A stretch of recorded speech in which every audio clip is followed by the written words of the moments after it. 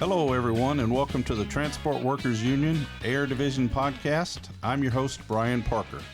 Today's podcast is going to be a TWU IAM Association update in response to American Airlines' so-called full text proposal that they put out on JetNet for the members to see. Joining me today to discuss this is two of the association's executive negotiators. On the phone, I have with me Gary Peterson from the TWU and Tom Regan from the IAM. Thank you for joining me today, gentlemen. Thanks for having us on. Okay, so once again, the company's chosen to lie to the membership, it looks like to me, and they've created another round of half-truths and went straight to the membership on JetNet and trying to negotiate directly with their members. Beginning with a document labeled as Article 6 in scope, one document says it was the company's proposal of 2/14 of 19, and then their highlighted sheet says it's May 6th of 2019. Gary, can you speak a little bit about this in scope and try to explain what's going on? Yeah, and again, I need to apologize. I'm in an airport doing this remote, so thanks for having me on, Brian. Unfortunately, again, the company has taken what's a working document and put that out and portrayed it as their proposal, and nothing could be further from the truth. Again, their proposal that they put out was dated July 24th, 2018, and I spoke about that in an earlier podcast. And I think it's important for the membership to know that our positions have been removed from what the company has put out as quote-unquote their proposal, but that is not their proposal. That is a working document leaving out all of the association's open positions. Let's go to you next, Tom. Can you talk about fleet service?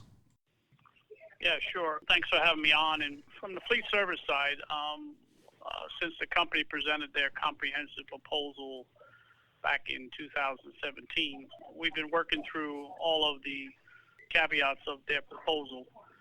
Using a working document like Gary had suggested, the same we did in maintenance. On the fleet side, there's two pieces of the scope proposal. One is being scope itself, which names the number of cities, how those cities are brought in-house, who does the work, and so forth.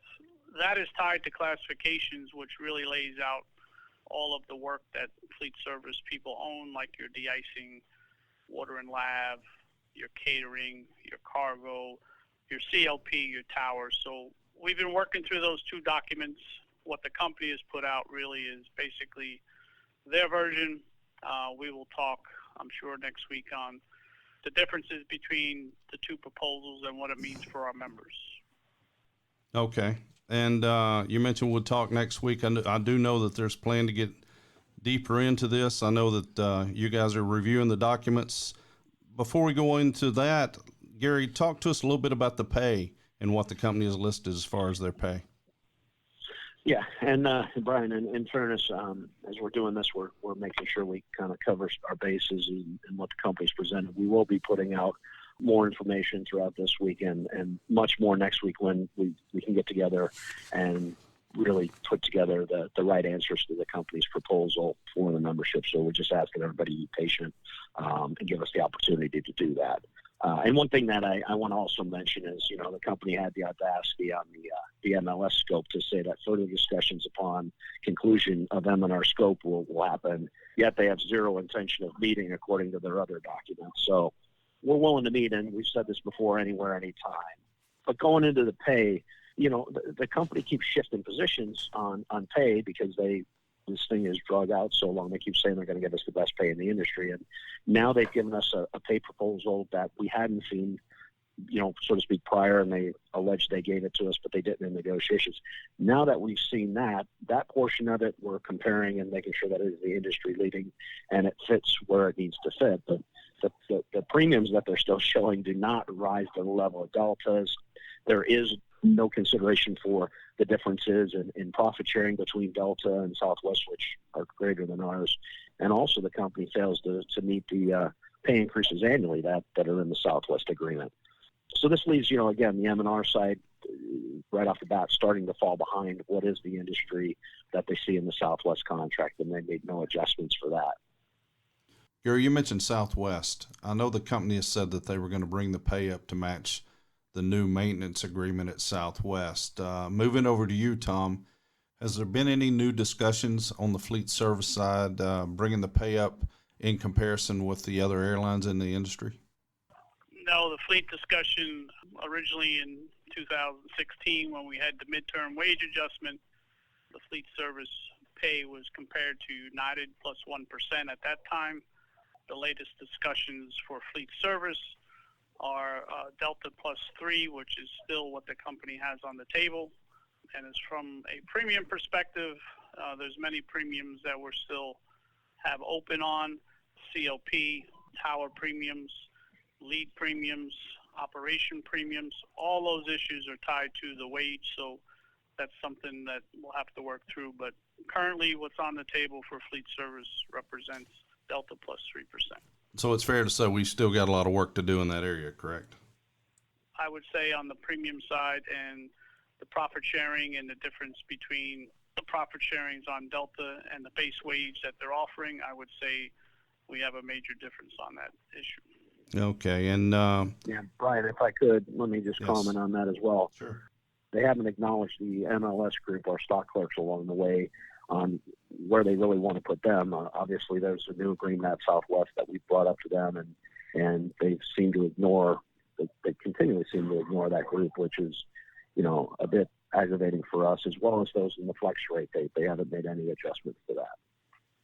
Let's move on into medical. Tom, can you go ahead and start first and talk a little bit about the medical? Yeah, well, medical, as most know, is a major issue, or one of the 5 outstanding issues in the way of hopefully resolving a tentative agreement. But medical, as you know, on the Legacy American side, you folks have the Legacy AA plans, better known as the Core, the Value, and the Standard. The Value is not contractual. The Standard and Core is, and the Core can be changed, and the Standard cannot be changed. On the other side, there's 3 plans, the 80, 90, and 100, which are all contractual, cannot be changed during the term of the agreement. And the association's proposal all along was that all association represented employees deserve the better medical plans. As of late, last week, the company made a written proposal for the first time that indicated the Legacy U.S. plans would stay in effect for a specific time period, and they would go away at that point, and everyone would transition into the Legacy AA plans, and that we are still far apart from resolving that issue. Okay, Gary, you got any comments on the medical? Yeah, and I apologize for the background noise if that kind of drowns me out. But again, that Tom hit it on the head. What a company's offering is bankruptcy plans that totally disregard our ability to have a say in what the plan options, so to speak, and benefits are. They would control that. They'd have that sole discretion, as well as, the cost, the annual cost increases. We have no way to audit that. It's based on their forward projections, and it's this theory of what they got in bankruptcy of what they say it is we have to live with. And one of the positions along the way we've taken is we have to be able to validate these numbers that the companies say costs are for the membership we represent. Okay, and Tom, what about the 401k and the IAM pension? Yeah, I mean, the 401k, the company has put out what they have on the table. That has been on the table for some time, a 5% automatic with a 4% match, which equals 9. Delta is at 6 and 3, which is 9. Southwest is probably around 9.3 all match. They claim that that's industry leading. Our proposal on the table is that they have option A, which means they would get out of the IAM National Pension Plan and pay whatever penalty that is required under the plan. And all association employees would get 10% of compensation in the 401k. Or they can stay in the pension plan. For those in the pension plan, everyone would still get 10%. And on the Legacy U.S. side, that money will be allocated by the IAM to compensate for the contributions into the plan and the 401k, so we're all equal. That is on the table. The company has not responded which way they would like to go. Okay, Gary, anything to add on that? No, other than, again, what we believe is what we have on the table is difficult with the company not telling us one for sure what they want to do with the IAM's pension plan, and then the second piece of that is again, for this industry leading piece, what exactly they believe is industry leading against what we believe is industry leading are leave us a few percent apart, and it's a gap that we certainly have to close. Okay, and what about retiree medical? I'll take that one right off the bat, Tom. The retiree medical that the company's putting out there is 100% employee funded. The document speaks to the fact that they can eliminate it at any time. There is no real retiree medical. When you retire from American with what they have on the table, it's a massive cost to the retiree, and this is the early retirement, 55 to 65. It's a massive cost to try to undertake. And, today at United, they use 11 hours of sick time per month to pay for active medical. Southwest uses 12. And our belief is that, we want something similar to that since they keep comparing us to them. And this is another area where we're really far apart, and their offer is just, take it or leave it with what was taken in bankruptcy from us, our original pre-funding. And Tom can speak to the current IM plans that have a mechanism to utilize and get sick time on the active plans at reduced cost. Yeah, go ahead, Tom, and tell us about the IM and what they have. Yeah, well, from the association, speaking on behalf of the association, our proposals through conversations with the company and or the mediators has been that we are shooting for a sick leave buyout, which is equal to your full pay for sick leave, or we are looking for the use of sick leave to subsidize retiree medical between 55 and 65. And we have not come to a determination on how many hours, because in order to do that, we would have to know what plan we are negotiating so we know how much that costs.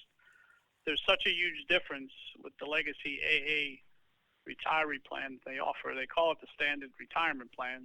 That plan is upwards of a couple $1,000 for employee and spouse, or around $1,500 for an employee. Where on the legacy U.S. side, a much better plan in retirement for single person is around $700.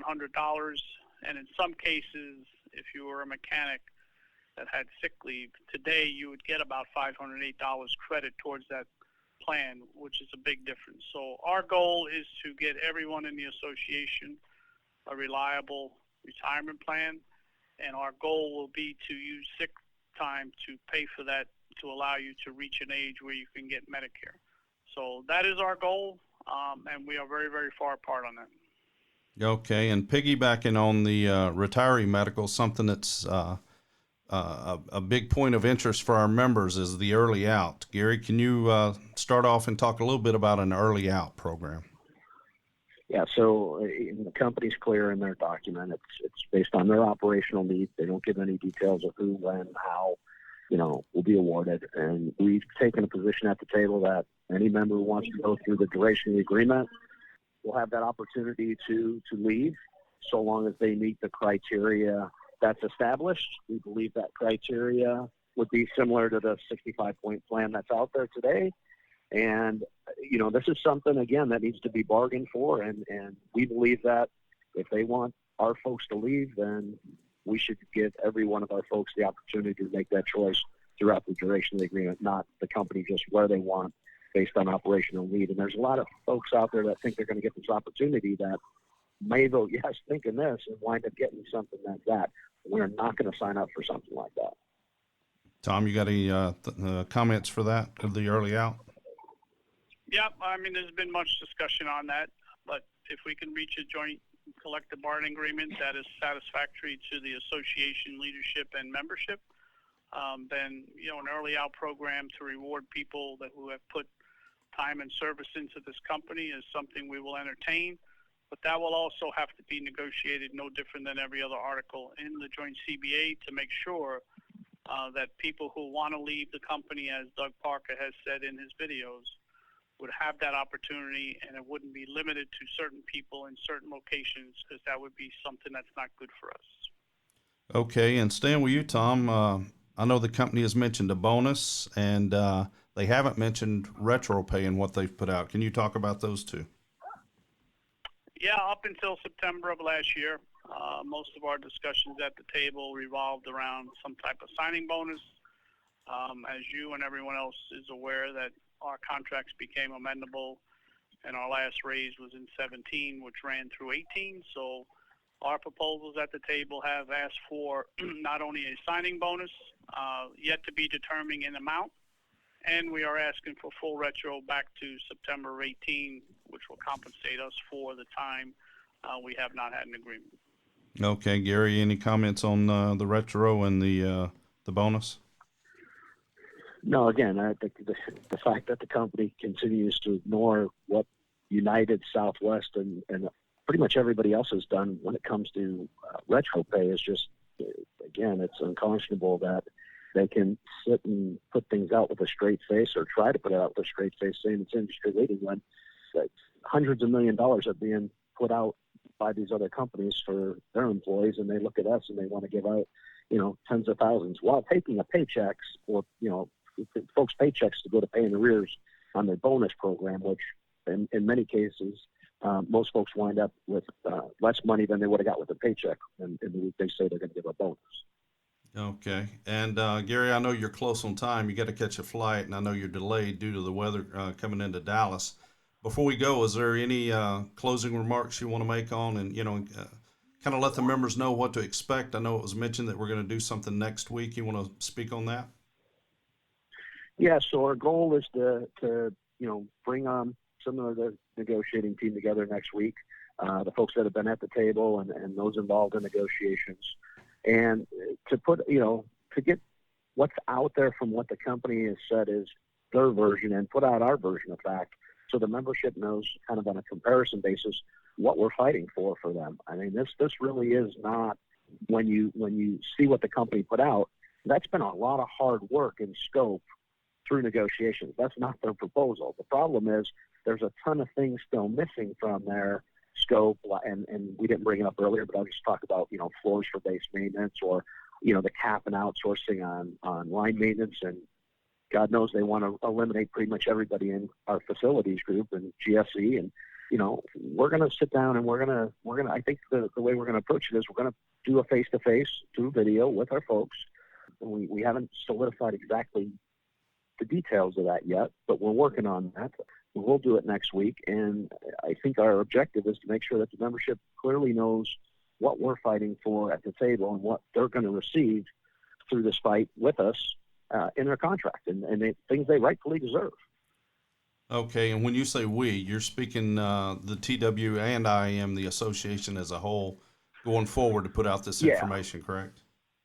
Yeah, we're located in a lot of different locations, and coordinating and getting everybody together is important. And we've done things individually, and I think we've all agreed at this point that while we work as a team, we talk as a team, and we meet as a team. When we do things individually, sometimes those come across and members question how unified we are. And what I can tell you is we're unified in this fight. The negotiating team and the leadership team has been through the duration, and people want to see us together. That's what we're working on putting together, and this podcast is the first step in doing that going forward. Okay, and Tom, you got any closing remarks or anything we've missed that you discuss, and maybe talk about, to Gary's point about, are we together? Yeah, well, I mean, there's no question about togetherness. Unfortunately, this is a merger. Having been through many mergers from the Legacy US side and having negotiated many of the merger agreements, you'll always have issues through the mergers, but I can assure the membership that where we sit at the table and what we speak for all memberships equally. This is not an IAM or a TWU one-sided operation. This is not the preferred way to negotiate from my perspective. We prefer to be at the table, myself, Gary, and all the crew.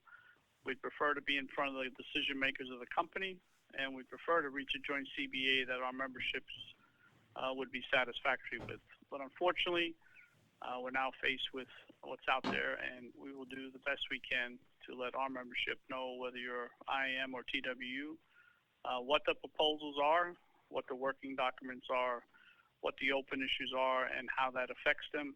And then we will move forward from there. And our goal is to reach an agreement.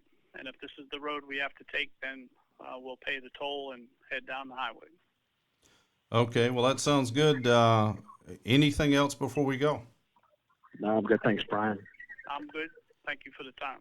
Okay, thank you, gentlemen, for joining us, and I want to thank everyone for listening and staying tuned in and trying to get the information. Again, we'll try to get something out early next week. It'll be a joint update, and thank everyone for listening today.